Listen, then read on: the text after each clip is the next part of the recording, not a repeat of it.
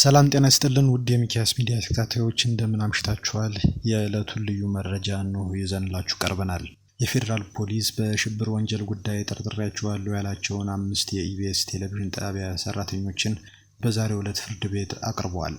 ጉዳዩ የቀረበለት የፌዴራል ከፍተኛ ፍርድ ቤት ፖሊስ በጠየቀው የ14 ቀናት የጊዜ ቀጠሮ ላይ ብይን ለመስጠት ለመጪው ሰኞ ተለዋጭ ቀጠሮ ሰጥቷል። የፌዴራል ፖሊስ የጊዜ ቀጠሮውን የጠየቀው በ8 ተጠርጣሪዎች ላይ ያካሄደ ያለውን የምርመራ ስራ በሰውና በሰነድ ማስረጃ በስፋት ለማጣራት በሚል ነው። ከ8ቱ ተጠርጣሪዎች ውስጥ ባለፈው ሳምንት እሁድ በኢቢኤስ ቴሌቪዥን ጣቢያ በተሰራጨ ዝግጅት ላይ የሐሰት ታሪኳ ቀርቧል የተባለው ብርቱካን ተመስገን ትገኝበታለች። የኢቢኤስ ቴሌቪዥን ጣቢያ ዋና ስራ አስኪያጅና የመገናኛ ብዙሃኑ አንዱ ባለድርሻ የሆኑት አቶ ነብዩ ጡመ ልሳንም በተጠርጣሪነት ፍርድ ቤት ቀርበዋል። በቴሌቪዥን ጣቢያው በፕሮግራም ዳይሬክተርነት የሚሰራው ጋዜጠኛ ታሪኩ ኃይሌ፣ የስቱዲዮ ዳይሬክተሩ አቶ ንጠር ደረጀ፣ ረዳት የፕሮግራም አዘጋጇ ህሊና ታረቀኝና የካሜራ ባለሙያ የሆነው ቶማስ ደመቀም ፍርድ ቤት ቀርበው የዛሬውን ሂደት ተከታትለዋል።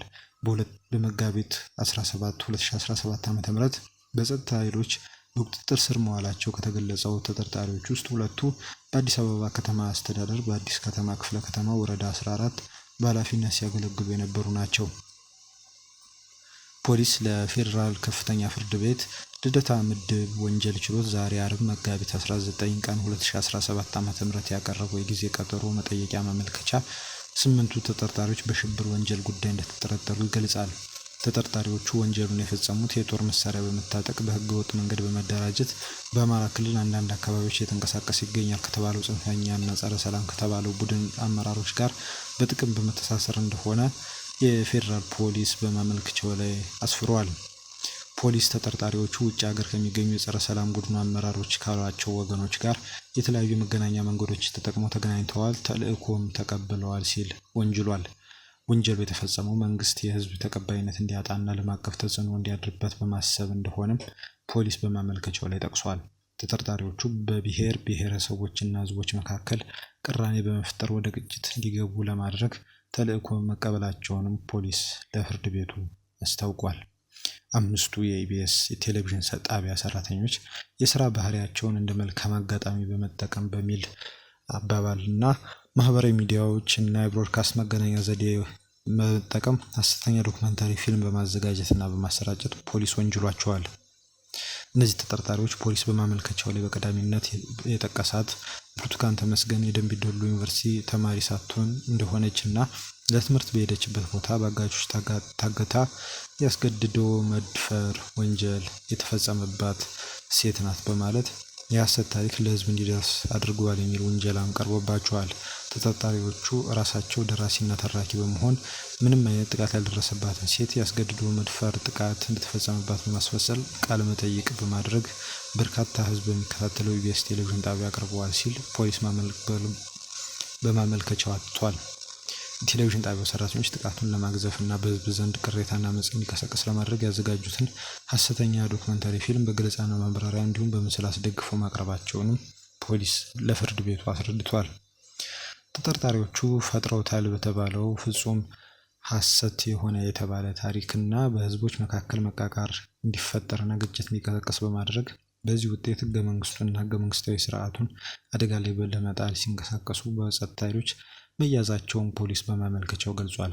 የፌዴራል ፖሊስ በማመልከቻው ማጠቃለያ ላይ ተጠርጣሪዎቹ በህዝብ አመኔታ አግኝቶ የተመረጠን መንግስት በኃይል አስገድዶ ከስልጣን ለማውረድ ሲንቀሳቀሱ መያዛቸውንም አክሏል።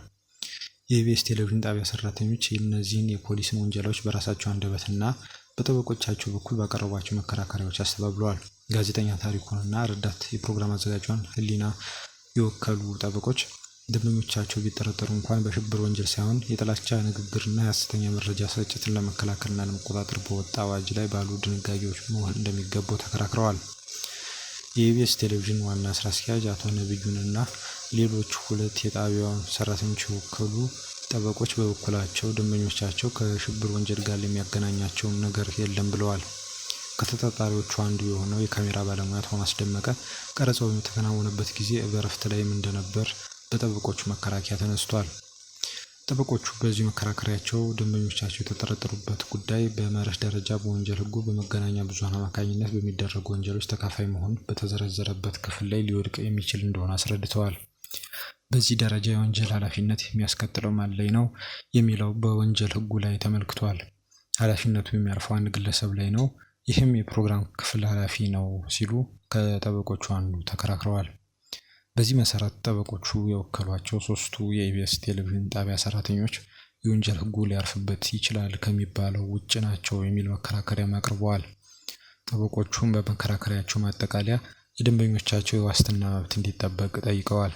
የጠበቆቹን መከራከሪያ ተከትሎ የመናገር እድል እንዲሰጣቸው የጠየቁት የኢቢኤስ ቴሌቪዥን ዋና ስራ አስኪያጅ አቶ ነብዩ ስሜት በተሞላበትና እንባ በተናነቀው ድምጸት በምርመራ ሂደት ውስጥ የነበራቸውን ትብብር ለፍርድ ቤቱ አስረድተዋል። ለምርመራ ሂደቱ የሚያግዙ የቪዲዮ ማስረጃዎችና የሰራተኞችን ዝርዝር የያዘ ሰነድ ለፌዴራል ፖሊስ ማቅረባቸውን ገልጸዋል። ከትናንት በስቲያ ረቡዕ ወደ ቴሌቪዥን ጣቢያው ሲደርሱ ቅጽር ግቢው በጸጥታ ኃይሎች ተከቦ ማግኘታቸውን አቶ ነብዩ ለፍርድ ቤቱ ተናግረዋል። የጸጥታ ኃላፊዎቹ ከመጡ በኋላ ሰራተኞች ከጣቢያው ሕንፃ መውጣታቸውንና የቴሌቪዥን ጣቢያውን ቻናሎች በአንድ መርማሪ ትዕዛዝ እንዲያጠፉ መደረጋቸውን አብራርተዋል። የሚሊዮን ሕዝብን ቻናል አጥፍተናል፣ ይህ ፖለቲካል ኢምፕሊኬሽን አለው ስል ማንም አልሰማኝም ሲሉ በወቅቱ የነበረውን ሁኔታ ለፍርድ ቤቱ የገለጹት አቶ ነብዩ አሁን ቻናሉ በመከፈቱ ደስ ብሎኛል በማለት ስሜታቸውን አጋርተዋል። እርሳቸው በመታሰራቸው ለሰራተኞች ደሞዝ የሚከፍል እንደሌለና የዕለት ተዕለት የጣቢያው ስራ መስተጓጎሉንም ስራ አስኪያጁ አስረድተዋል። ፖሊስ በማመልከቻው በተጠቀሰው የቴሌቪዥን ፕሮግራም በቅድመ ዝግጅት በቀረጻ ወቅትም ሆነ ከዚያ በኋላ በነበረው ሂደት እርሳቸው ድርሻ እንዳልነበራቸው ለፍርድ ቤቱ የገለጹት አቶ ነብዩ መታሰራቸው ትክክል እንዳልሆነ ተናግረዋል። ስራ አስኪያጁ በንግግራቸው መቋጫ የዋስትና መብታቸው እንዲከበርላቸው ጠይቀዋል። እንደ አቶ ነብዩ ሁሉ የመናገር እድል የተሰጠው የቴሌቪዥን ጣቢያ ፕሮግራም ዳይሬክተር ጋዜጠኛ ታሪኩ በፖሊስ ማመልከቻ ላይ የተጠቀሰው የቴሌቪዥን ፕሮግራም የተሰራበትን ሂደት ለፍርድ ቤት አስረድተዋል። ፕሮግራሙ የጋዜጠኝነት ስራ መሆኑን የገለጸው ታሪኩ የፖለቲካ አጀንዳ አንስቶ እንደማያውቅም አመልክቷል። ተራ የቢሮ ተከፋይ ደሞዝተኛ ነኝ፣ ስለዚህ ተበዳይ ብርቱካንን በማታለል ምንም ጥቅም የማገኝ አይደለሁም፣ ሙያዬን ነው እዚያ ጋር የሰራሁት ሲልም ታሪኩ ተናግሯል። የፕሮግራም ዳይሬክተሩ በአሁኑ ወቅት በፌዴራል ፖሊስ ወንጀል ምርመራ የእስረኞች ማቆያ በጨለማ ክፍል ታስሮ እንደሚገኝና እዚያው እንደሚጸዳዳ ለፍርድ ቤቱ አቤት ብሏል። ይህን ተከትሎ የመርማሪ ፖሊስ ባቀረበው ማጠቃለያ ንግግር ተጠርጣሪዎች ያቀረቡት የዋስትና ጥያቄ ውድቅ ተደርጎ የ14 ቀን የምርመራ ማጣሪያ ጊዜ ቀጠሮ እንዲፈቀድለት ጠይቋል። የፌዴራል ከፍተኛ ፍርድ ቤት ፖሊስ ባቀረበው የጊዜ ቀጠሮ ጥያቄ ላይ ብይን ለመስጠት ጅምር የምርመራ መዝገቡ በመጪው ሰኞ ጠዋት እንዲቀርብለት ትዕዛዝ ሰጥቷል። ፍርድ ቤቱ በመጪው ሰኞ መጋቢት 22 ቀን 2017 ዓ.ም ከሰዓት በሚኖረው የችሎት ውሎ ጥያቄን መርምሮ ብይን እንደሚሰጥም አስታውቋል። የዛሬውን ችሎት የጠዋት ክፍለ ጊዜ የተጠርጣሪ ቤተሰቦች እንዲታደሙ ቢደረጉም እስከ 11 ሰዓት በቆየው የከሰዓቱ ክፍለ ጊዜ ግን በቦታ ጥበት ምክንያት ሂደቱን ሳይከታተሉ ቀርተዋል። በዛሬው የችሎት ውሎ ተጨማሪ ጊዜ ቀጠሮ የተጠየቀባቸው የኢቢኤስ ቴሌቪዥን ጣቢያ ሰራተኞች 5 ቢሆኑም በቁጥጥር ስር የዋሉ ተጨማሪ 6 የጣቢያው ሰራተኞች በፍርድ ቤት ተገኝተው እንደነበር ባልደረቦቻቸው ለኢትዮጵያን ኢንሳይደር እንደተናገሩ በዚህ ዘገባ ላይ ተመላክቷል። በቁጥጥር ስር የሚገኙ የሌሎች የኢቢኤስ ቴሌቪዥን ጣቢያ ሰራተኞች ጉዳይ በመጪው ሰኞ በአንድ መዝገብ ተካቶ በጋራ እንደሚታይ ፖሊስ ለችሎቱ አስታውቋል ሲል የዘገበው ኢትዮጵያን ኢንሳይደር ድረገጽ ነው።